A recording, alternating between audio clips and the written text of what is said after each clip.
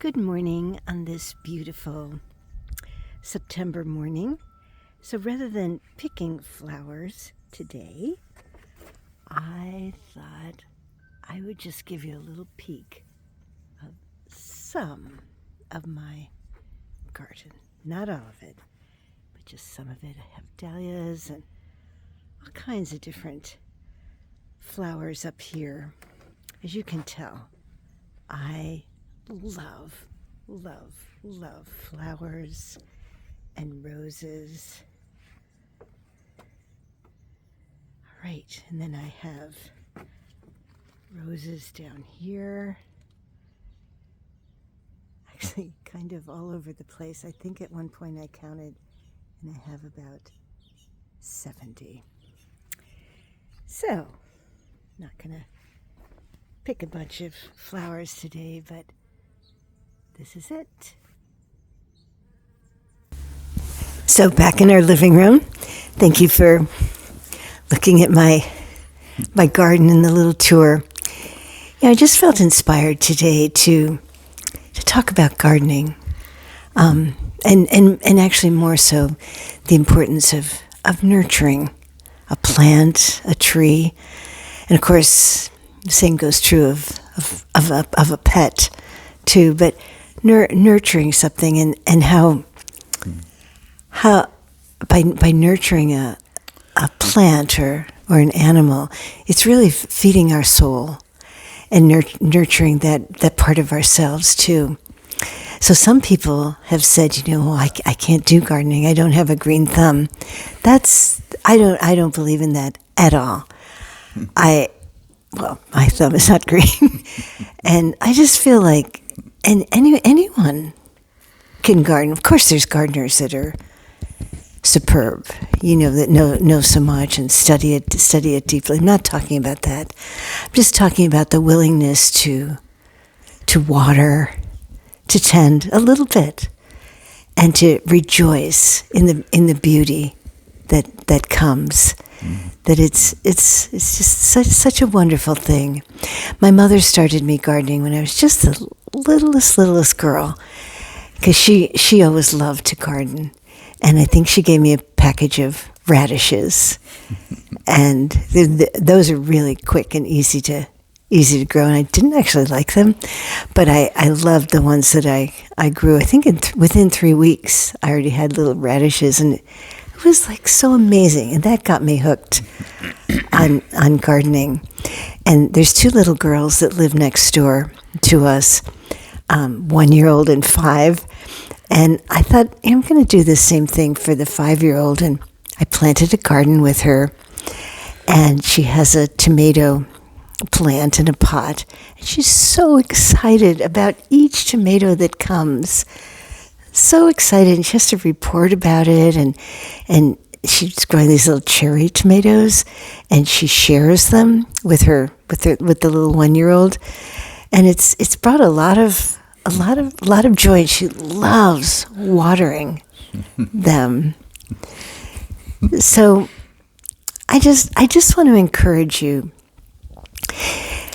When we were working in Assisi in Italy, we would walk the streets often, and a lot of people lived there. That was their residence, and people that had land for gardeners were only the very, very wealthy. Most people just didn't have any land, but they put in these little flower boxes from their windows, and they weren't big, but they would grow. I mean, you'd look up and you'd see these beautiful, beautiful cascades of flowers, and some people grew vegetables, and even though they didn't have the land, they still grew, because they knew that by nurturing it's a way of nurturing the heart and our soul.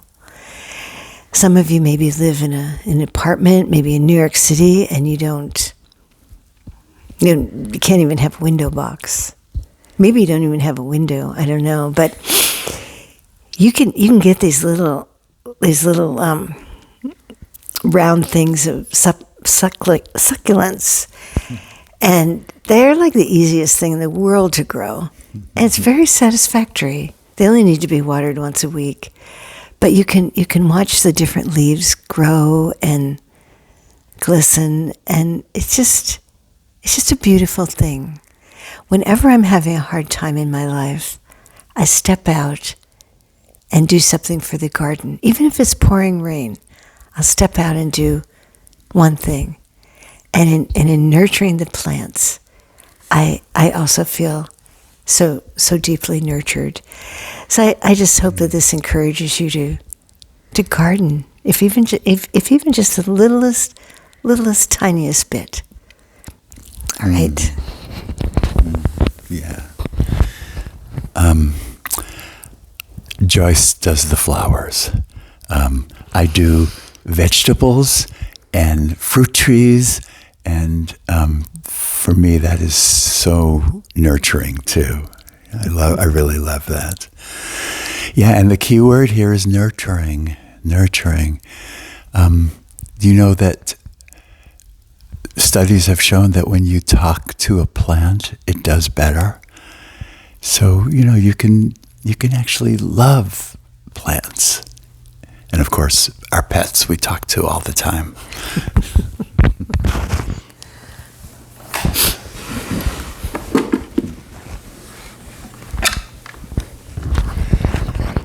Okay, so this is a song I wrote about peace.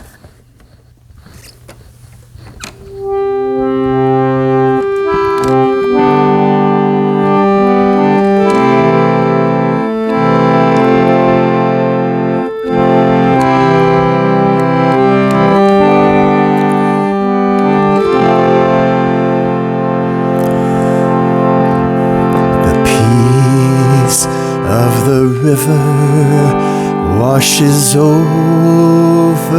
me. It's the power of peace, sublime, and the peace of the mountain stands inside me. I had it all the time. I had it all the time. Peace, peace, ever-growing peace, an eternal gift of spirit.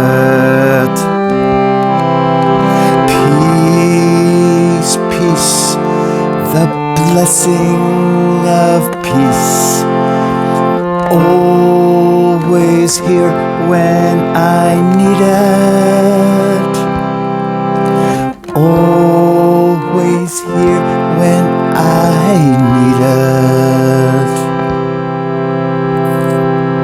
The peace of the sun, it warms my heart and shines out to the world. And the peace of the moon lights up the night, a silvery, luminous peace, a silvery, luminous peace. Peace, peace, ever-growing peace, an eternal gift of spirit. Peace, peace, the blessing of peace, always here when I need it. Peace, peace, ever-growing peace, an eternal gift of spirit. Peace, peace, the blessing of peace. Always here when I need it. Always here when I need it. The peace of the river washes over me. I had it all the time.